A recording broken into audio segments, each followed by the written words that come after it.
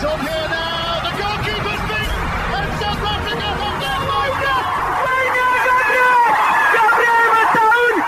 Shagger Sport 2010.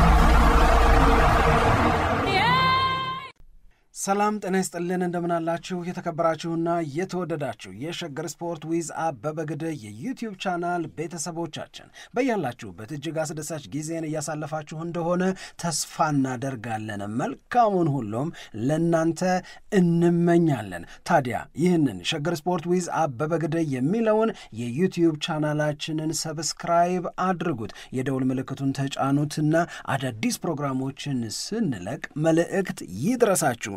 ላይክ በማድረግ እንዲሁም ደግሞ ሊንኩን ለሌሎች በማጋራት በተከታዮች ቁጥር እንድንበዛ የምንሰራቸው ፕሮግራሞችም ብዙ ሰዎች ጋር እንዲደርስ የምታደርጉትን ጥረት አጠናክራችሁ ቀጥሉ እንላለን። እስካሁን ላደረጋችሁልን ድጋፍ፣ እገዛ እና እኛን ለማንቃት ለሄዳችሁት ርቀት በሙሉ ምስጋናችን ትልቅ ነው። በጣም እጅግ በጣም አድርገን እናመሰግናለን። ትላንት ማንቸስተር ዩናይትድ ከሪያል ሶሳይዳድ ጋር 1-1 በሆናቸው ውጤት ጨዋታውን አጠናቋል። መልስ በኦልትራፎርድ የሚቀጥለው ሳምንት ሐሙስ ላይ የሚከናወን ይሆናል። ማንቸስተር ዩናይትድ ሊያሸንፈው የሚገባ ጨዋታ አልነበረም ወይ? ሚስ ያደረገው ኦፖርቹኒቲ ነው የሚታየን ወይስ 1-1 ከሜዳው ውጭ መለያየት እንደ ጥሩ ውጤት ነው የሚለው እያነጋገረ የሚገኝ ይመስለኛል። አዎ ልክ ነው። ብዙ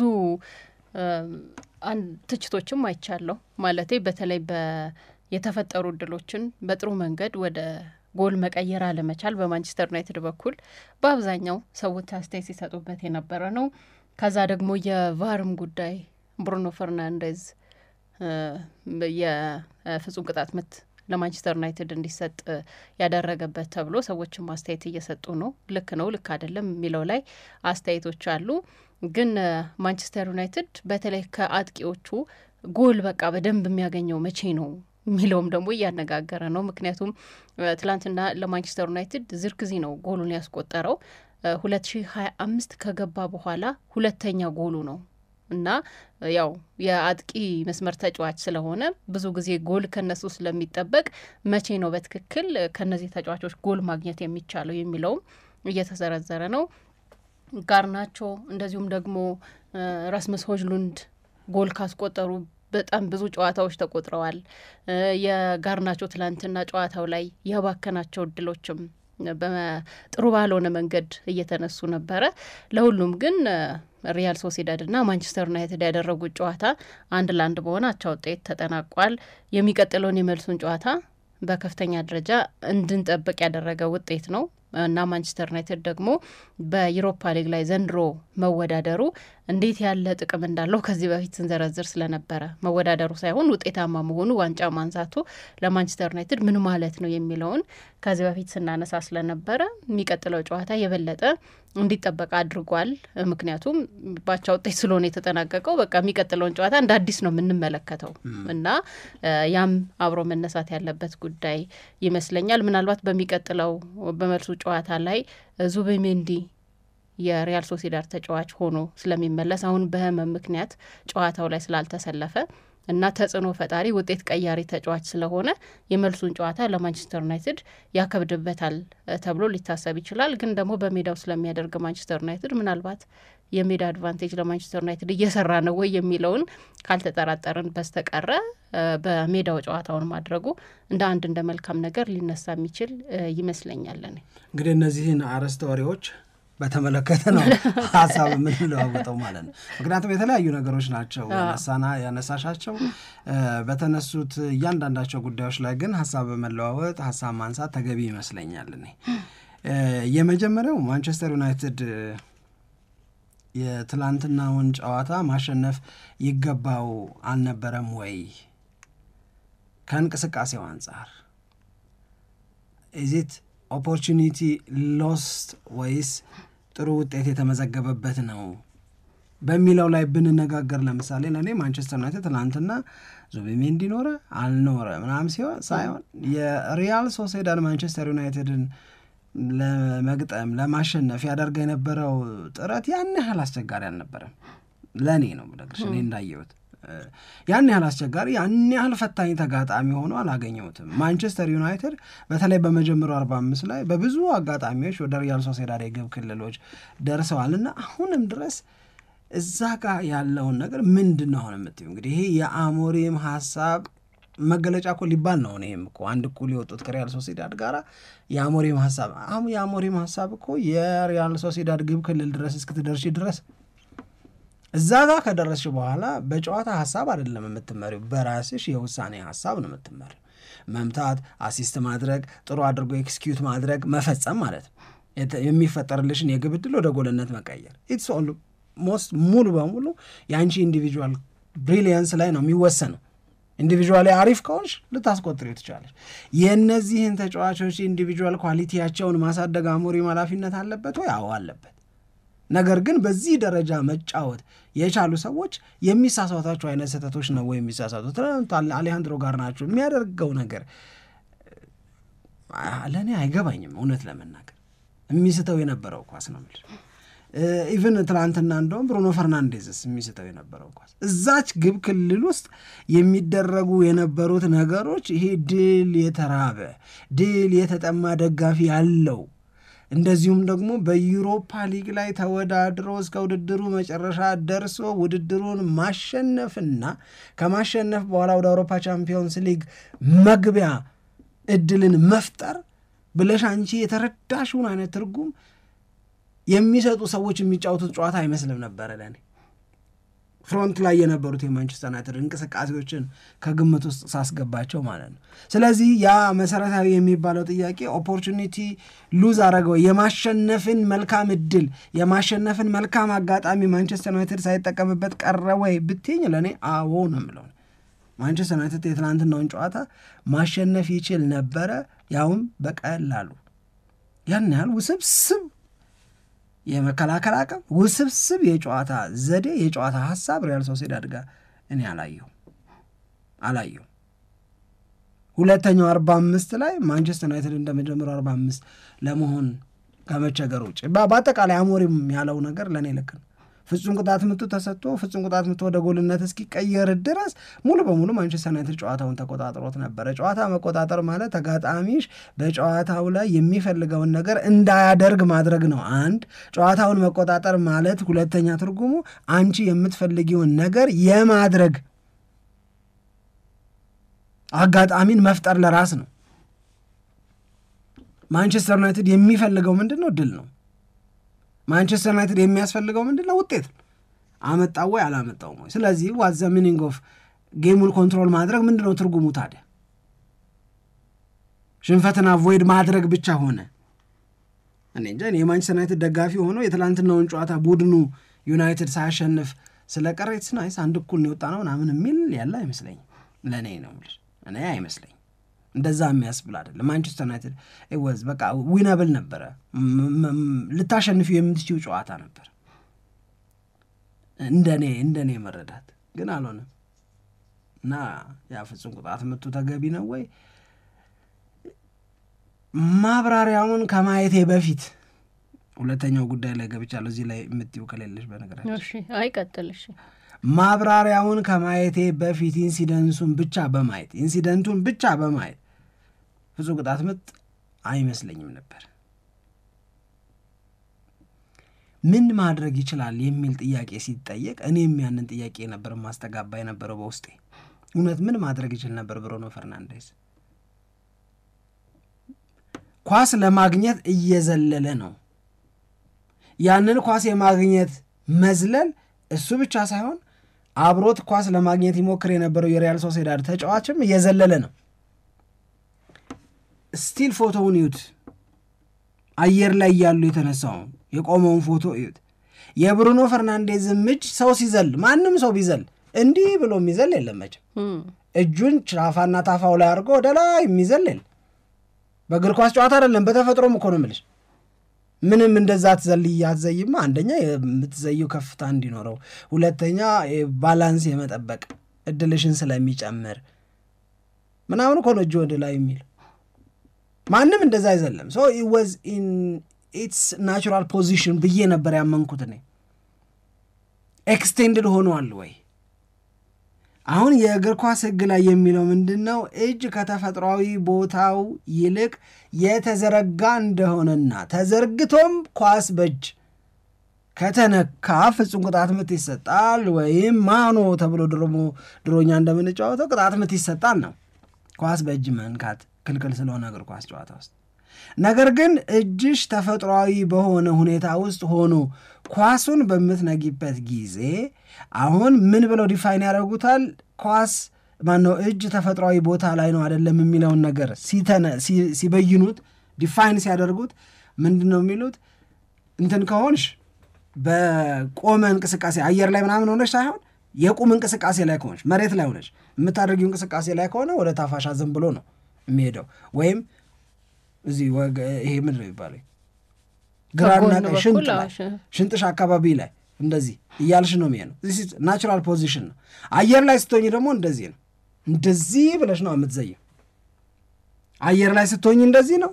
በመሬት ላይ ሆነሽ እንቅስቃሴ ታደርጊ አሁን እንዳሳየዎች ነው። እንደዚሁም ደግሞ ወይም ሽንጥሽ አካባቢ ነው በመሮጥ ላይ ስትሆኝ። ተፈጥሯዊ ቦታ ላይ ነው ወይ እጅ ያለው ሲባል ይህንን ማለት ነው። እዚህ ድረስ ከተግባባን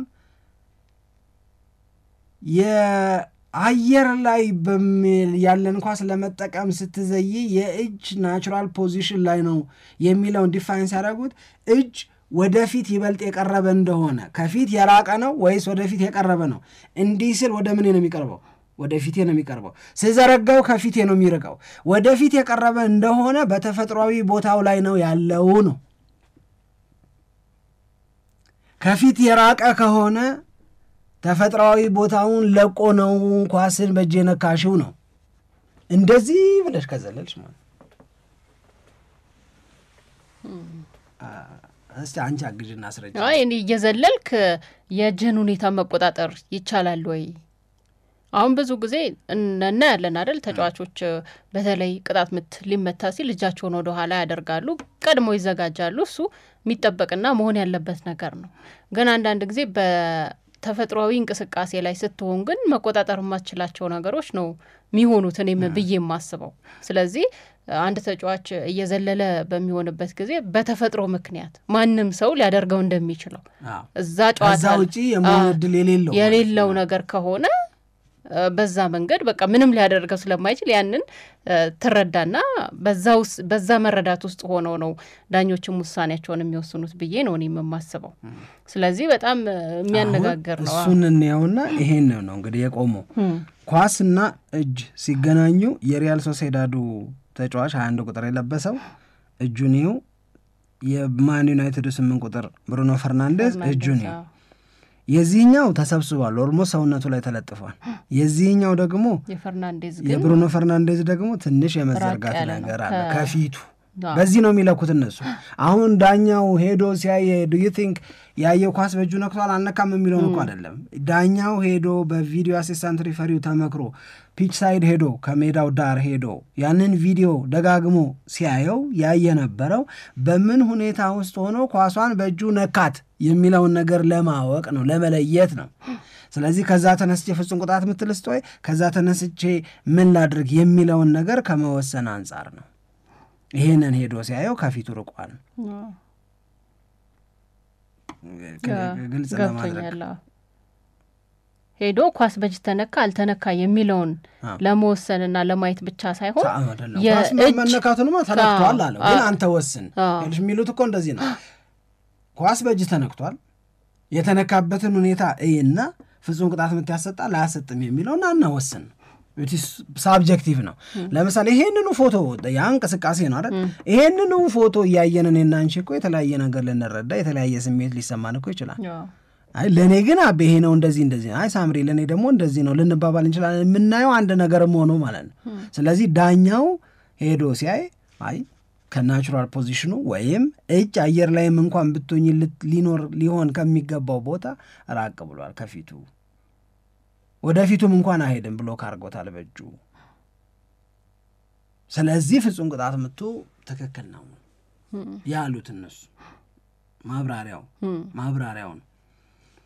ከዛ የቆመውን ፎቶ ሳይሆን ለመዋጥ የሚከብድ ነበር የነበረው፣ ግን ሙሉ ዝርዝር ማብራሪያውን በዚህ ሂደት ውስጥ ነገሩን ለመርዳት ከሞከርክ ለምን ያውሳኔ እንደተወሰነ በደንብ ግልጽ ይሆንልሃል። ግን ሌላ ጥያቄ የሚፈጥር የሚመስለኝ እኔ እንዴት ሲሆን ነው እጅ ቀርቧል ወይም ርቋል የሚለው መለኪያው ምንድነው? ከፊት እኮ ምን ያህል ሲርቅ ሳብጀክቲቭ ነው እኮ በሜትር ምናምን በሴንቲሜትር ምናምን የተቀመጠ ሳይሆን ለምሳሌ ወደ እንደዚህ ብዬ ቢሆን ከፊቴ ጋር ያለውን ፕሮክሲሚቲው መጠጋጋት በእኔ በእጄና በክርኔና በፊቴ መካከል ያለው መጠጋጋት ለሰው ለካ አይታይም። እጄን እንዲያርግ ያለው ብለህ ማስረዳት አለብህ። እጄን ከፍ አድርጌ ወደ ፊቴ ለማስጠጋት ሞክሬያለሁ። በቃ እንደውም ባላስረዳም ሳምሪዬ ችግር የለውም ባላስረዳም ሳብጀክቲቭ ማለት እንደዚህ አሁን አንቺ እንደጠየቅሽው ማለት ነው። ምን ያህል ከፊት ሲርቅ ነው ምን ያህል ወደፊት ሲቀርብ ነው የሚለው ተሰፍሮ ተቀምጦ 40 ሳንቲም ከራቀ 30 ሳንቲም ከራቀ ምናምን የሚባል ነገር የለውም። አንቺ አይተሽ ይሄማ ወደፊቱ ተጠግቷል ይሄማ ከፊቱ ሩቅ ነው ዛሳብቱ በዚሁ ጉዳይ ላይ ደግሞ ሌላ ዳኛ አይ ተፈጥሯዊ ቦታው ላይ ነው ያለው ብሩኖ ፈርናንዴዝ ኳሱን በመንካት አድቫንቴጅ ለመውሰድ እጁን ዘርግቷል ብዬ አላምንም ሊል ይችላል። ሳብጀክቲቭ ማለት ለአንቺ ሌላ ለእኔ ሌላ ስሜት ሊፈጥር የሚችል ማለት ነው እንጂ ዲፋይን የተደረገ ነገር ከሆነ ሳብጀክቲቪቲው ይቀርና ወደ ኦብጀክቲቪቲ ይመጣል። ለእኔም ለአንቺም አንድ ነው። በቃ ምንም የምንቀይረው ነገር የለም። እንደኔ አመለካከት እንዳንቺ አመለካከት የሚባል ነገር ይጠፋል ማለት ነው። ያኔ ኦብጀክቲቭ ወደሆነ ነገር ስናመጣው ለሁላችንም ኦብጀክቲቭ ማለት ሞር ኦፍ ፋክት ማለት ነው። ማንለያይበት እንደኔ ማንባባልበት ሲሆን ማለት ነው። ስለዚህ የተቀመጠ ይሄንን ያህል ይራቅ ይሄንን ያህል ይቅረብ የሚባል ነገር የለም።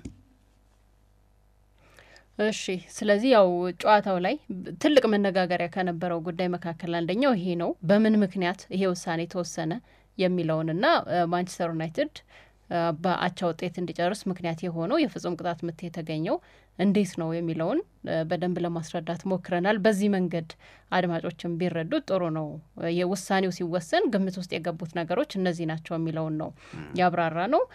ስለዚህ ያላለቀ ጨዋታ ነው ብለናል ቅድም።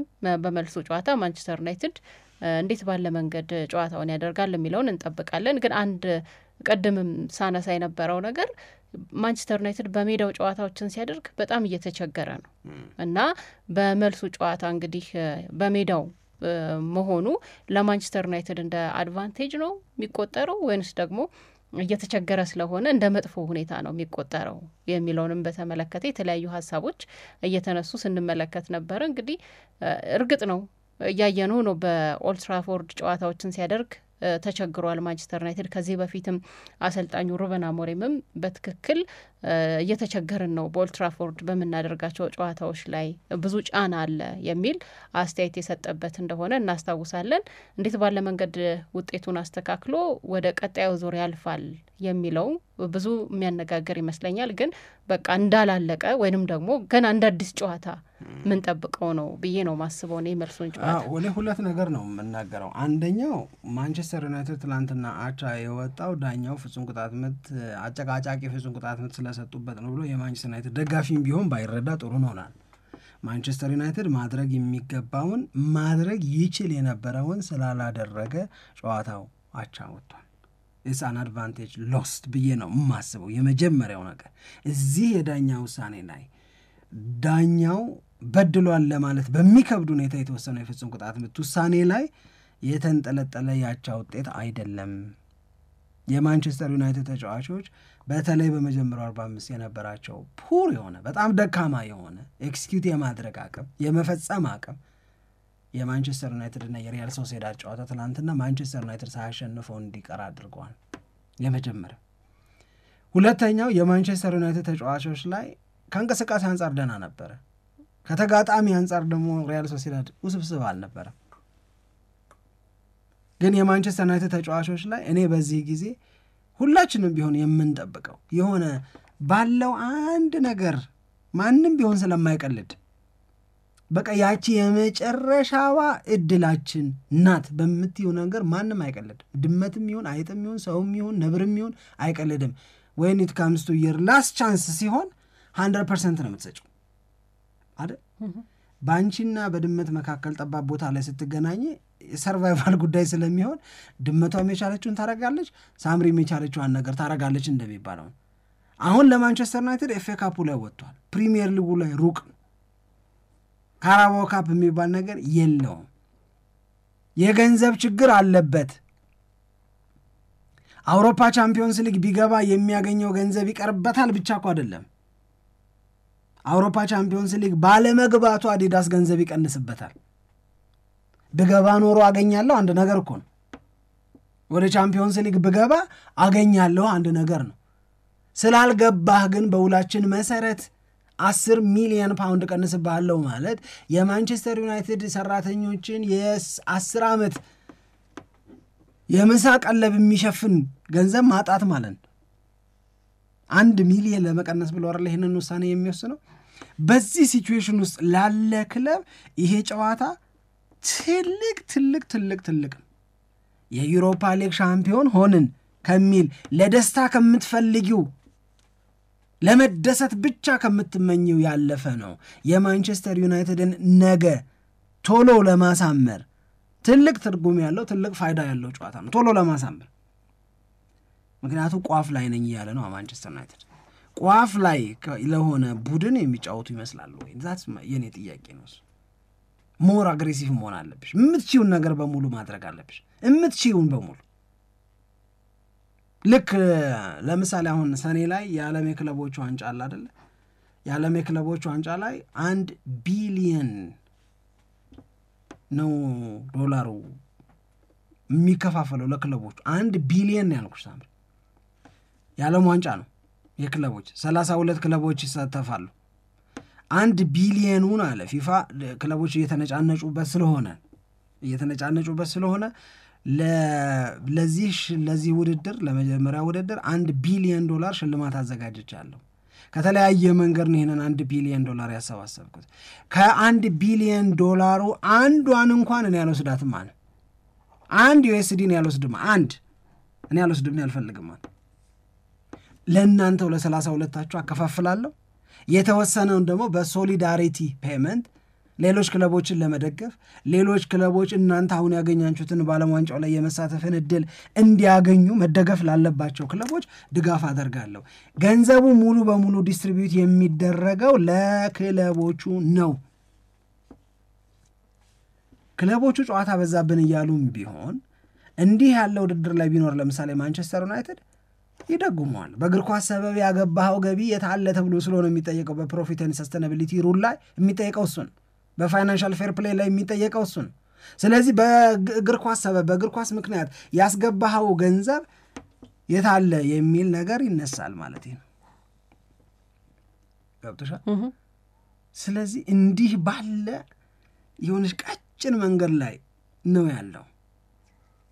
የማንቸስተር ዩናይትድ ደጋፊዎች ደግሞ ትግስት ጨርሰዋል። ሩኒ በቀደም የሚገርም ጥያቄ ነው የጠየቀው። የሚገርም ለምን እንደ ጮሆ እንዳልተወራ ለምን ገኖ እንዳልተነሳ አላውቅም እንጂ በጣም ቤዚክ ጥያቄ ነው ያነሳው። በኤፍኤ ካፕ በፉልሃም ተሸንፈው ከውድድር እንደወጡ ማለት ነው። ፈርጉሰን እና ማንቸስተር ዩናይትድ ተለያዩ። ፈርጉሰን ጡረታ ወጥቷል። ከፈርጉሰን ጡረታ መውጣት በኋላ 11-12 ዓመት ሆነናል። በእነዚህ 12 ዓመት ውስጥ ማንቸስተር ዩናይትድ ወደ ሀያልነቱ እየመጣ በትንሹ እየጨመረ ነው ወይ? እየባሰበት እኮ ነው አለ። የ12 ዓመቱን የማንቸስተር ዩናይትድን የፖስት ፈርጊ ዘመን እዩታል። የመጨመር ሳይሆን የመቀነስ እኮ ነው። ችግሩ ይበልጥ እየተወሳሰበ ማንቸስተር ዩናይትድ ይበልጥ እያቃተው ምነካው የሚለው ነገር ይበልጥ እየገነገነ ነው እየመጣ ያለው። እንዴት ነው ይሄ ሰውዬ ስለ ዋንጫ የሚያወራው ያለው እኮ ለዛ ነው። መቀነሱን የምናየው ቡድን they are in a very good progress እያልሽ ወይም በጥሩ እድገት ላይ ናቸው ያሉት sooner or later ዋንጫ ማሸነፋቸው አይቀርም የሚል ሐሳብ የማያሰጥ ሆኖ ማንቸስተር ዩናይትድ አሞሪም ምንድነው አላማ ሲባል የፕሪሚየር ሊግ ዋንጫ ማሸነፍ አለ። we can't see it, it's not coming። እየመጣ አይደለም።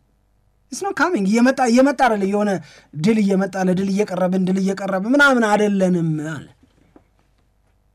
with this attitude አሁን ትላንት ሜዳ ላይ በማየው ነገር ሜዳ ላይ ተጫዋቾቹ ላይ ልናየው ይገባል ብዬ በማስበው ይሄ must win game ላይ የግድ ማሸነፍ አለብኝ ብለሽ ወደ ሜዳ ስትገቢ አንዳንዴ አገጭሽንም አንጋጭላሽንም ምንም ስብርብር የሚያደርጉት ክለቦች አሉ ሞር አግሬሲቭ የሚሆኑ በዛ ጥንካሬያቸው ብቻ የምናውቃቸው አሉ በቃ ምኑንም አድርገው ድል የሚወስዱብሻል። እንደዛ መሆን አልነበረባቸውም ወይ የማንቸስተር ዩናይትድ ተጫዋቾች? አይተሹ ከሆነ አላየሁትም በፍጹም እንደዛ አላየሁትም። ገባሽ? ግን ለማንቸስተር ዩናይትድ ይሄ ዩሮፓ ሊግ የሚባለው ጉዳይ አንድ ድሉ ነው። ለምን? በቻምፒዮንስ ሊግ ላይ ለመግባት። ለምን? ቻምፒዮንስ ሊግ በመግባት የሚገኘውን ገንዘብ ለማግኘት። ገንዘብ ማንቸስተር ዩናይትድን ከመቼውም ጊዜ በላይ ያስፈልገዋል። ለመግዛት መሸጥ አለብህ ግዴታ ውስጥ የገባ ክለብ ነው። ለምን? ገንዘብ ለማግኘት ብቻ ሳይሆን ገንዘብ ላለማጣት። አዲዳስ ይሰጠው እንደ መብት ከአዲዳስ ይወስደው የነበረው ገንዘብ ስለሚቀነስ ውላቸው ላይ ቻምፒዮንስ ሊግ ካልገባ ይህንን ገንዘብ ቀንሳለሁ ስለሚል ማንቸስተር ዩናይትድም እገባለሁ ብሎ ስለሚያስብ ቀንስ ብሎት ይቀነሳል። እንደዚህ አይነት አጣብቂኝ ውስጥ ያለን ቡድን ወክለው ወደ ሜዳ የገቡ ይመስላሉ የተጫዋቾቹ። እሱን ማየት ብንችል እንኳን አንድ ነገር ነው የምለው። ሁለተኛ ያነሳሽው ነገር የሆም አድቫንቴጅ የሜዳ ተጠቃሚነት ማንቸስተር ዩናይትድ በበጎ የማይነሳበት ወቅት ላይ ነን ያለን። የማንቸስተር ዩናይትድ ተጫዋቾች በኦልድ ትራፎርድ ሲሆን የበለጠ ያቅታቸዋል አላለም አሞሪም ራሱ። በኦልድ ትራፎርድ ሲሆን የበለጠ ይረበሻሉ። ያቅማቸውን ከማድረግ አንጻር ይሄ የኦልድ ትራፎርድ ፊር ፋክተር ወይም በኦልድ ትራፎርድ ማንቸስተር ዩናይትድን ስትገጥሚ የመፍራት የሚባለው ነገር እየቀረ መጣ። ፍራቻ ለአክብረሽ ወደ ሜዳ መግባት። እንደውም አንዳንድ ጊዜ የሚመስለኝ ሌሎች ክለቦች አሁን ነው ያለን እድል ማንቸስተር ዩናይትድን ለማሸነፍ የሚል አይነት ፊር ፋክተር ጠፋ ስትይ እኮ ይችላሉ። አሁን ይሄንን በቃ ልጠቀምበት አሁን ነው እድሉ ለቃወራው አሁን ነገ ከነገ ወዲያ ምን ሊፈጠር እንደሚችል አታውቅም። በጣም ማንቸስተር ዩናይትድ የተሻሻለ የተጠናከረ ሊሆን ይችላል፣ ግን አሁን ባለበት በደከመው ጊዜ በኦልድ ትራፎርድ እናሸንፈው የሚል ስሜቱን ላይ ይዘው የሚመጡ ይመስላል አንዳንድ ጨዋታዎች ላይ ስትመለከተው እና ያንን ስሜት እንደውም መላበስ የነበረባቸው ብዬ የማስበው እኔ የማንቸስተር ዩናይትድ ተጫዋቾች ናቸው። ያንን ስሜት ያልኩት በሜዳችን ነው ጨዋታ የምናደርገው፣ በኦልድ ትራፎርድ ለደጋፊያችን የተለየ ድል መስጠት ይኖርብናል፣ ስቴዲየማችንን ሌሎች ተጋጣሚ ክለቦች እንዲፈሩት ማድረግ አለብን የሚል ስሜት ውስጥ በደንብ መግባት እኮ አለባቸው እና የሚፈሩ ስቴዲየሞች አሉ። ከነዛ መካከል አንደኛው ኦልድ ትራፎርድ ነበር። አሁን ግን ያለ ወይ የሚለው ላይ በጣም ትልቅ ጥያቄ ነው የሚነሳው። የለም ብለህ ብትናገር ራሱ ማረጋገጫ አድርገህ የምታቀርባቸው ብዙ ጨዋታዎች አሉ። አንደኛ በኦልድ ትራፎርድ ማንቸስተር ዩናይትድን አሸንፈው የማያውቁ ክለቦች እያሸነፉት ነው። ሁለተኛ በተከታታይ እያሸነፉት ነው። ሶስተኛ ማንቸስተር ዩናይትድ በኦልድ ትራፎርድ ያለውን ጥንካሬ እያጣ መሆኑን በብዙ ጨዋታዎች ላይ እየተመለከትን ነው እና ጫናውንም ደግሞ መቋቋም አልቻሉም ተጫዋቾቹ የሚለው በአሰልጣኙ የተነገረ አስተያየት ነው። ስለዚህ በኦልድ ትራፎርድ ለማንቸስተር ዩናይትድ አሁን ባለው ሁኔታ ጨዋታ ማድረግ እንደ አድቫንቴጅ ነው ዲስአድቫንቴጅ የሚለውንም ሀሳብ ያነሳሁት ከዚህ በመነሳት ነው ቀደም ብሎ። እኔ ልክ ነው። እኔ ጥያቄውም ትክክል ነው፣ ሀሳቡም ትክክል ነው። ማንቸስተር ዩናይትድን አሁን ለምን ትፈሪዋለሽ በኦልድ ትራፎርድ? ምክንያቱም በጣም ብዙ ቡድኖች እኮ ከማንቸስተር ዩናይትድ ጋር ኦልድ ትራፎርድ ላይ ተጫውተው ውጤት ይዘው መውጣት ቻሉ። እኔን ለምን ያቅተኛል ብለሽ ታስቢያለሽ? ገብቶሻል ማለት እሱ ማለት እኮ ነው ነገር ተለውጧል ማለት።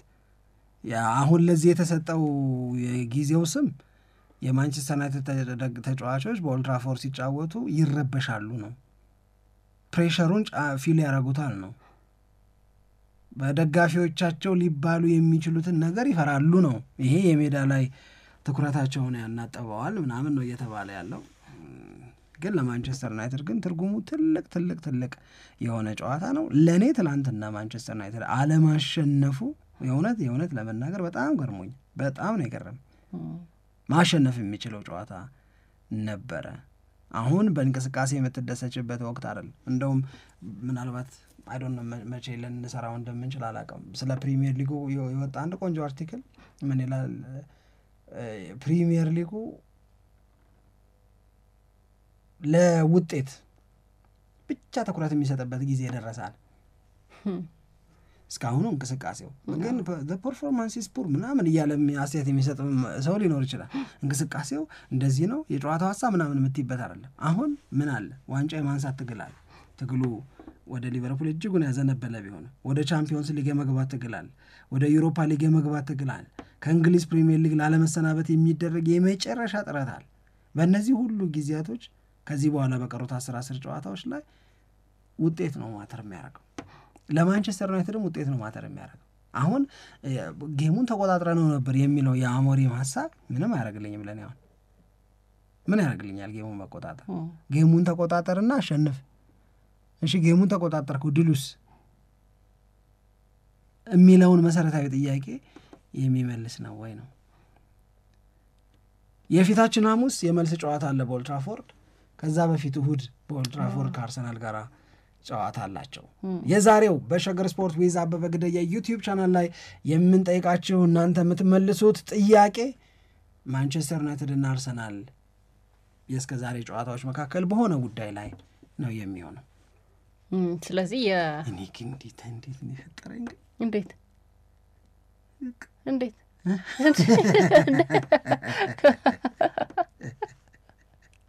መቼ ላይ ሆነ ይሄን እንደተናገርከው? ምን ቀን ላይ ሆነ ይሄን እንደተናገርከው?